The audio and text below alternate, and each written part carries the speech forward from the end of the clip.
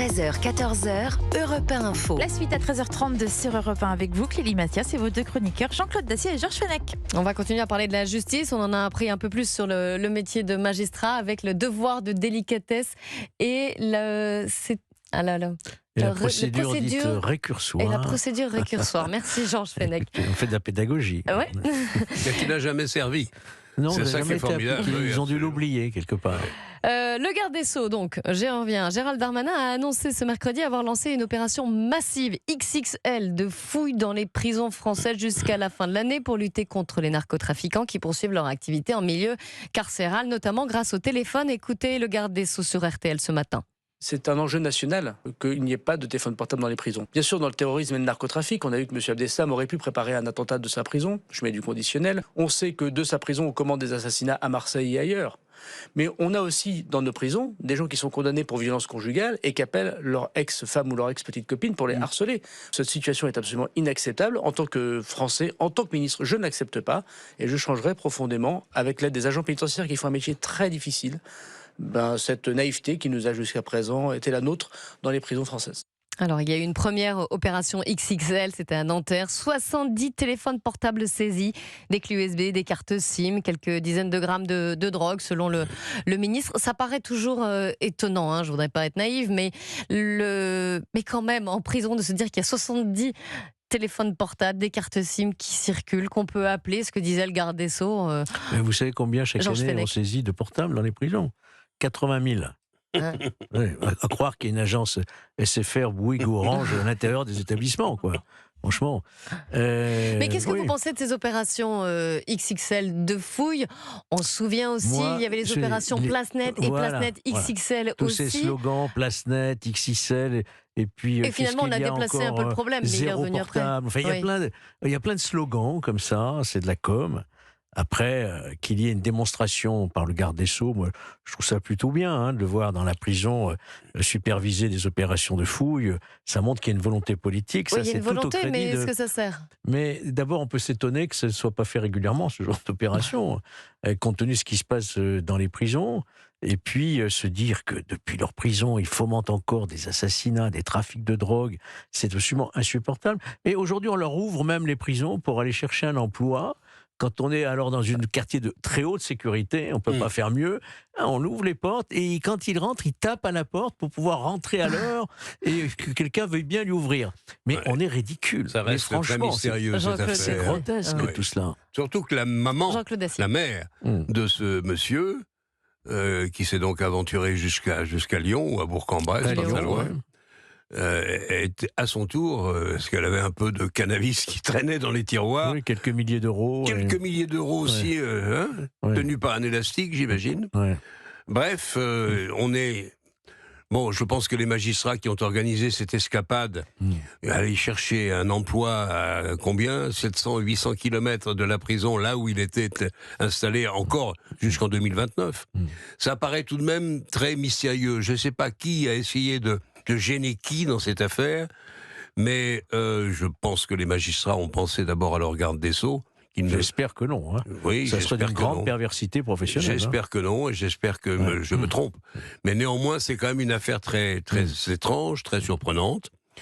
En face, il y a quand même un garde des Sceaux. Alors, je vois bien les objectifs politiques, mais on ne peut pas le lui reprocher. C'est un homme politique, M. Darmanin.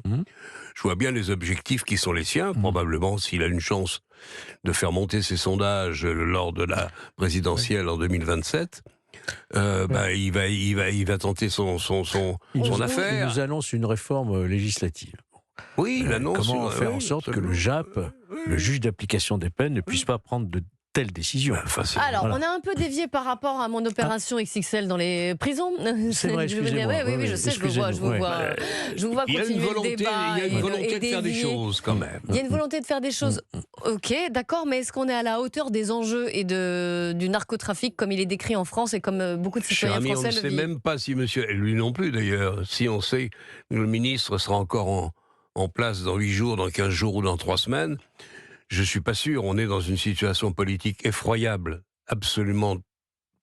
Vraiment, ça fait une peine infinie quand on se préoccupe de l'avenir de ce pays, de voir dans quel état nous sommes, à cause du président, certes, mais beaucoup politiques le guichet gigantesque maintenant qui est ouvert à destination d'à peu près tout le monde, tout ça n'est plus tenable. On ne peut plus financer que nos folies que par la dette et l'endettement. Ça ne peut pas durer. Donc en face de nous, on a un pouvoir politique qui va essayer de tenir le choc. 15 jours, 3 semaines, 1 mois, personne ne le sait. On est dans une situation effroyable. Donc c'est vrai qu'on a un ministre, garde des Sceaux, qui dans cet environnement-là, essaie malgré tout de faire des choses. Est-ce qu'il réussira ? J'en doute un peu, parce que honnêtement, vous avez, on le voit sur les affaires budgétaires, si quelqu'un y comprend encore quelque chose, Georges, dans les affaires budgétaires, c'est insensé. Alors, je poursuis avec le ministre de la Justice et Gérald Darmanin qui a annoncé également ce matin tourner la page des centres éducatifs fermés. Oui. C'était la dernière alternative à la prison pour des mineurs délinquants. Il veut les transformer progressivement en foyers d'éducation renforcés. Donc il acte l'échec des centres éducatifs fermés. Est-ce qu'on croit davantage en ces foyers d'éducation renforcés, Georges Fenech ? Alors, c'est vrai que les centres éducatifs fermés n'ont pas répondu aux attentes qui étaient celles à l'époque de M. garde des Sceaux Dominique Perben, qui a été créé en 2002. C'est très cher, ça coûte très cher. C'est à peu près 3 agents pour un pensionnaire.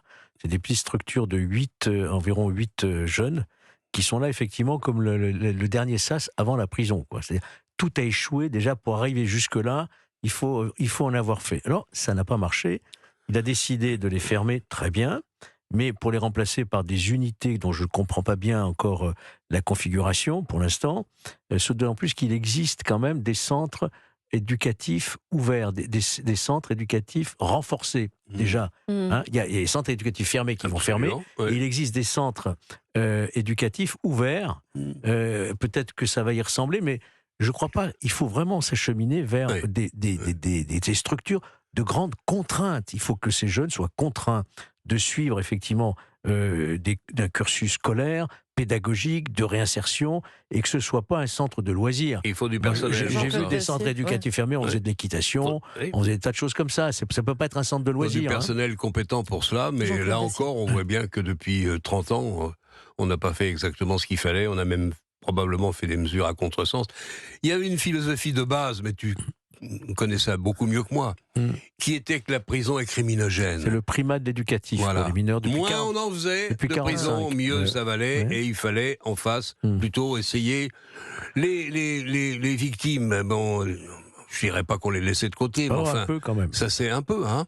En revanche, tous les coupables, les délinquants, quels qu'ils soient, même les assassins, étaient considérés comme des choses qui avaient été des gens qui avaient été victimes de la société. Les Français ne veulent plus l'entendre, ça. Donc ça, les Français ne veulent plus l'entendre. Il est temps, parce que ça fait quand même 30-40 ans qu'on les entend.